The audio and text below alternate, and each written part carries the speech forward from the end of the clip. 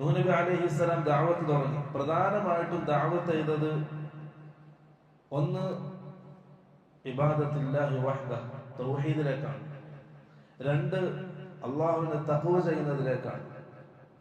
ഈ രണ്ട് കാര്യങ്ങളിലേക്കാണ് പ്രധാനമായിട്ടും നൂഹ് നബി അലൈഹിസ്സലാം ദഅവത്ത് നടത്തിയത്.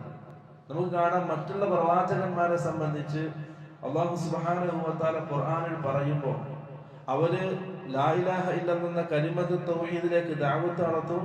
അതിന്റെ കൂടെ ആ കാലഘട്ടത്തിൽ നടന്ന ഏറ്റവും വലിയൊരു പ്രശ്നമുണ്ട്, ഒരു ഗുരുതരമായ ഒരു വിപത്തുണ്ടാവും, അതിനെതിരെയും അവർ ദഅവത്ത് നടത്തും.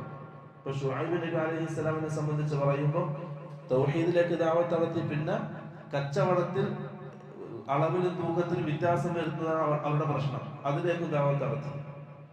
ലൂത്ത് നബി അലൈഹിസ്സലാം തൗഹീദിലേക്ക് ദഅവത്ത് നടത്തി. പിന്നെ